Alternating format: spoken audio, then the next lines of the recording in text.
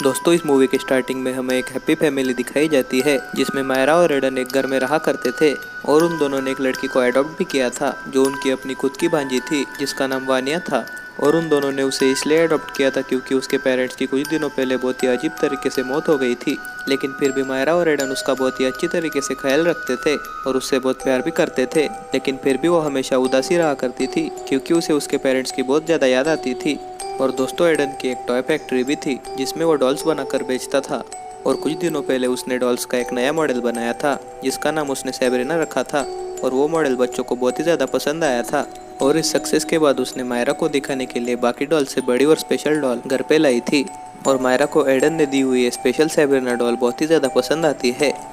और फिर उसके अगले सीन में हमें वानिया दिखाई जाती है जो कि अपने स्कूल में खेल रही थी और तभी उसे वहाँ पर उसका एक दोस्त बैठा हुआ नजर आता है जो चार्ली चार्ली गेम खेल रहा था।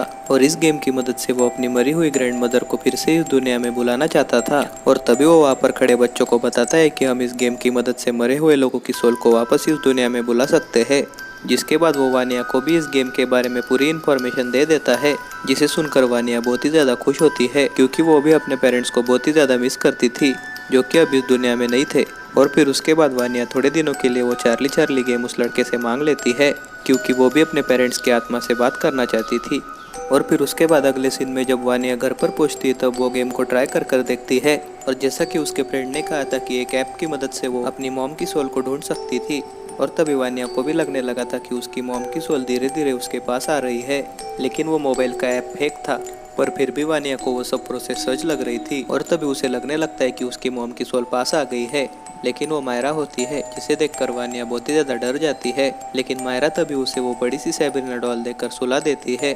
और जब वानिया सो जाती है तब हम देखते हैं कि उस सेबरीना डॉल की आंखें धीरे धीरे वानिया की तरफ मूव हो रही थी। और तभी एक बात रिवील होती है कि वो मोबाइल ऐप तो फेक था, लेकिन उस चार्ली चार्ली गेम की मदद से सच में एक सोल उस सेबरीना डॉल के अंदर चली गई थी। और फिर उसके बाद अगले दिन सेबरीना डॉल अपने आप अपनी जगह बदलने लगती है जो कि नॉर्मली बहुत ही ज़्यादा अजीब था।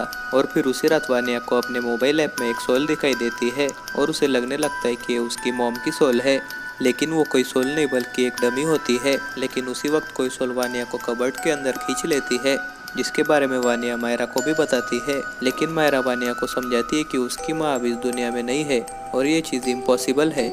लेकिन अगले दिन मायरा को वानिया की माँ अचानक से घर में नजर आ जाती है और जब मायरा उसके नज़दीक जाती है तब वो अचानक से डीमन में बदल जाती है और उस पर अटैक कर देती है। जिसके बाद एडन मायरा की आवाज़ सुनने के बाद उसे मदद करने के लिए बेसमेंट में पहुंच जाता है, लेकिन वो डीमन अब बुरी तरीके से दोनों पर अटैक करने लगता है। जिसके बाद वो दोनों किसी तरह से उस घर से बाहर आ जाते हैं और अपनी जान बचा लेते हैं।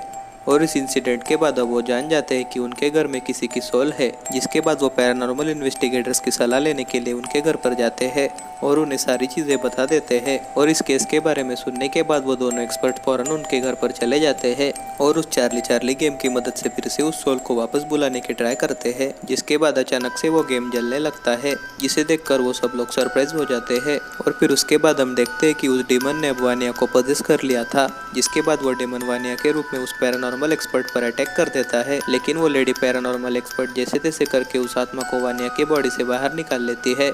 और बाहर निकलने के तुरंत बाद वो डेमन उन पर अटैक करने लगता है और वो डेमन सबको इंजर्ड करने लगा था। जिसके बाद फिर से एक बार वो दोनों एक्सपर्ट्स उस सोल पर कंट्रोल कर लेते हैं और उसे उसी घर में बंद कर देते हैं और फौरन सब लोग उस घर से बाहर आ जाते हैं। लेकिन बाहर आते समय वो लोग सेबरीना डॉल को अपने साथ लेकर गलती कर देते हैं क्योंकि वो डीमन उस डॉल के अंदर चला गया था। और फिर उसके बाद वो लेडी एक्सपर्ट जिसका नाम लॉरस था वो सबको बताती है कि ये कोई मामूली डीमन नहीं है बल्कि एक बहुत ही बड़े खतरनाक डीमन का चाइल्ड है जिसका नाम वाकिया था।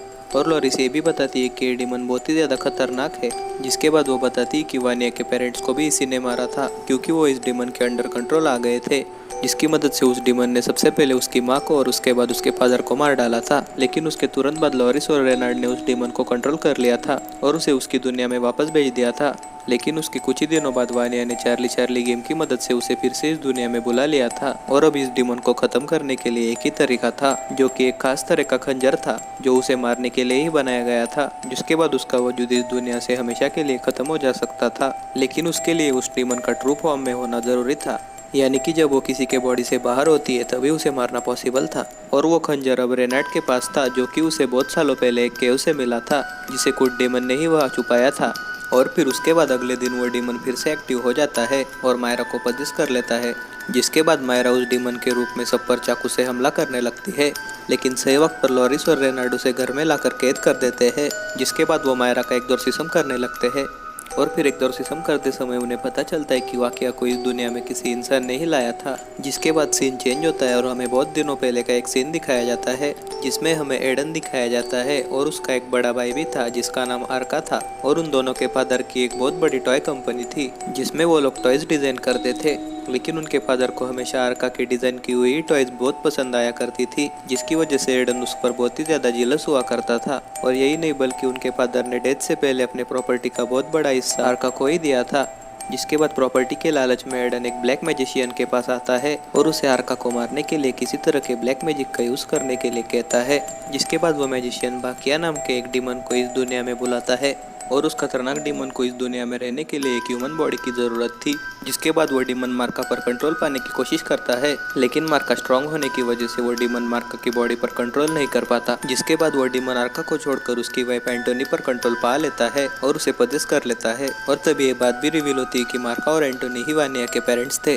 और फिर एंटोनी को पजेस करने के कुछ दिनों बाद वो डीमन दोनों को मार देता है। जिसके बाद अगर देखा जाए तो वानिया के पेरेंट्स के मौत का असली गुनहगार एडन था, क्योंकि उसे प्रॉपर्टी चाहिए थी, इसलिए उसने उस डीमन को इस दुनिया में बुलाया था। जिसके बाद हमें अगले सीन में लाइव टाइम दिखाया जाता है, जिसमें वो डीमन एडन के बॉडी पर ही कंट्रोल पा लेता है और उसे भी पजेस कर लेता है। और जब वो डीमन एडन के अंदर होता है तब एडन सब पर हमला करने लगता है, लेकिन सही वक्त पर रेनार्ड उस डीमन को एडन के बॉडी से बाहर निकालने में कामयाब हो जाता है। जिसके बाद वो डीमन अपने ट्रू फॉर्म यानी कि असली रूप में आ जाता है, लेकिन उस डीमन की कमजोरी के मुताबिक लॉरिस उस डीमन पर उसी खंजर से हमला कर देती है। जिसके बाद वो डीमन हमेशा के लिए खत्म हो जाता है। और इस इंसिडेंट के बाद पुलिस एडन को अरेस्ट कर लेती है, जो कि असली गुनहगार था। और फिर उसके बाद अगले सीन में हमें दिखाया जाता है कि वानिया और मायरा बहुत ही हैप्पीली रहने लगते हैं। जिसके बाद हमें लॉरिस और रेनार्ड दिखाए जाते हैं, जिन्हें एक जगह से फिर से एक पजेस टॉय होने की खबर मिलती है। और इसी के साथ ये मूवी यहीं पर एंड हो जाती है। Thanks for watching.